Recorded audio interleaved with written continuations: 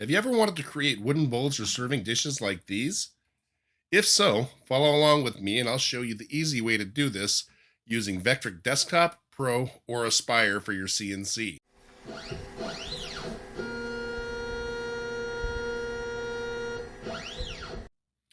All right, so we're going to start by creating a new file. I'm going to make this 530 millimeters by 310 millimeters by 23 millimeters thick.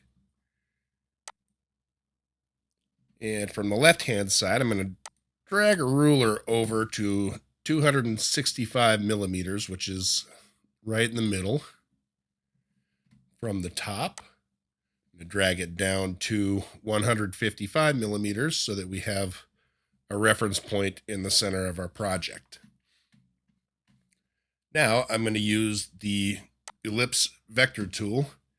I'm going to draw it at 515 millimeters wide by 295 millimeters high. I'm going to put it at 265 millimeters by 155 so that it's centered. So we'll go ahead and create that. And now we'll offset that vector to the inside. And we're going to set that at 12 millimeters. So that's going to give the outer dimensions of our bowl.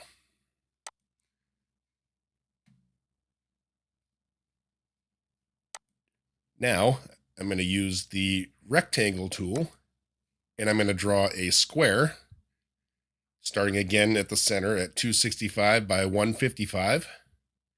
And we're going to make this one about 4 inches, which is 101.6 millimeters. And we are going to make that square and we're going to center it to the workpiece. Now we'll go ahead and offset that to the outside. And we're going to make sure in this case that when we offset this, we offset it by 12 millimeters. We're also going to make sure that we don't create sharp offset corners. And you'll see why when we do the final cutting on the piece. We'll offset that. And now we're all set. Now I'm going to draw a polyline tool and I'm going to start at dead center at 265 by 155. And I'm going to drag it left to just past that first oval. Left click and then right click to release. And I'm going to offset this on each side by 6 millimeters.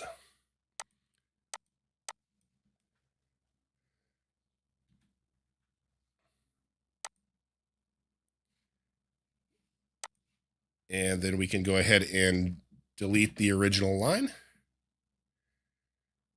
Now,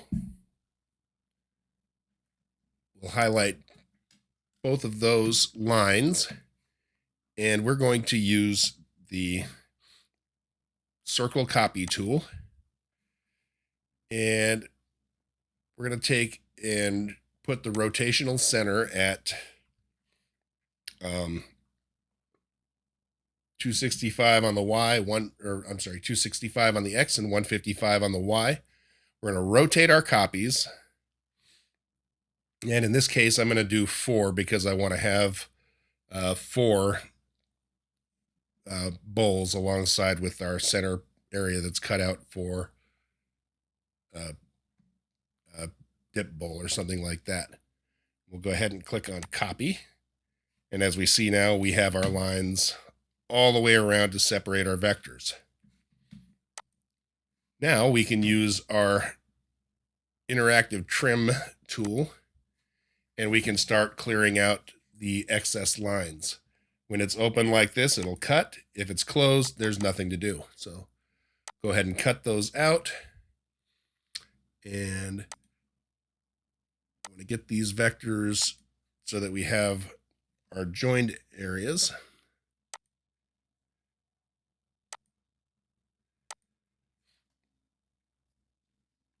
Undo that one.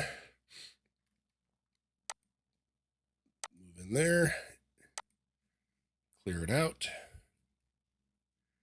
Do the same thing at the bottom. And then all the way over to the left. And what that'll do will give us 4 good bowl areas. And now we'll do the same thing on the inside.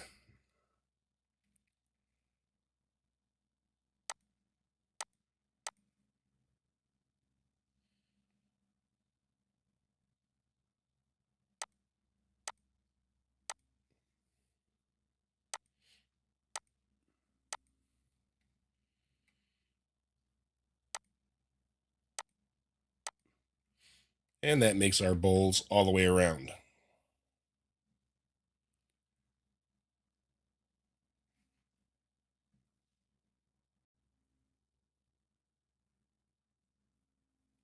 Now that we've got our vectors trimmed up, we can close that out and we can highlight these middle sections and go ahead and delete those, and we've got our bowls. Now, wait, looks like I missed a couple vectors down at the bottom, so go ahead and trim those off as well, and now we're set. So now we should have individual bowl sections. This is going to be real handy when we do our tool paths next. So moving on to the tool paths, we're going to do tool paths. We're going to do a pocket tool path, and we're going to do a profile tool path to do the cut around the outside. For our pocket tool path, I'm going to set the cut depth at about 12.5 millimeters, and I'm going to use the Amana 45982 bowl bit. I'll leave a link to that in the description of the video. And what we're going to do is we're going to select all of our pocket areas.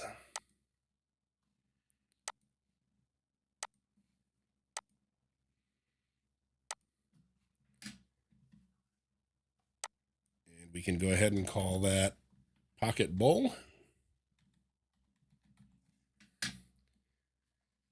And we'll calculate that out.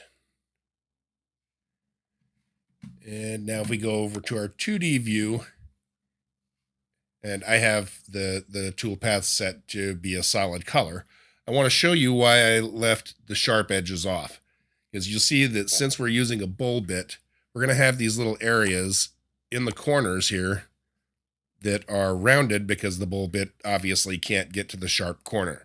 So to keep that consistent, I left the rounded edges on this offset so that they would also be rounded when the cut is done.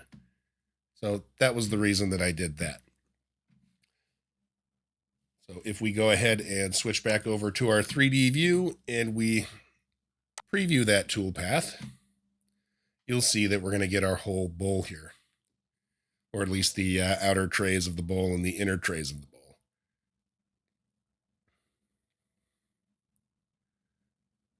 So now,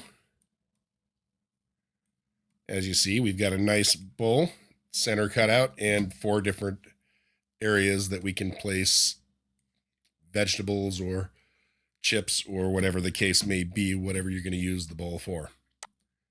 So now we can move on to our next tool path. And for that, we're going to do a profile tool path. And in my case, I'm going to use a 1/4 inch bit. My cut depth will be 23 millimeters because that's the depth of the workpiece. You can add in tabs if you like. I'm not going to because I plan on using double-sided tape and external clamps to hold the workpiece down while I do the cutting. But we'll go ahead and call that our profile. You can calculate that out. And if we look at that tool path, we'll see that it takes us all the way through the material. If you plan to use a bandsaw, you can cut just a few millimeters down to give yourself a guide, use a bandsaw, and then use a router to flush trim the area out. Let's go ahead and delete that excess material, and that's what our bowl is going to look like when it's all said and done. The only thing left to do at this point is to export the piece out and run it on the CNC. So, as you can see, creating bowls or serving dishes in Vectric is a really straightforward process. This gives you the flexibility to create intricate patterns with wood glue-ups and show your creativity when you design and cut your bowl on the CNC. Thanks for watching, and if you enjoyed the video, please remember to like, subscribe, and turn on notifications so you can see more of my content. Here's a couple of other videos I think you'll enjoy.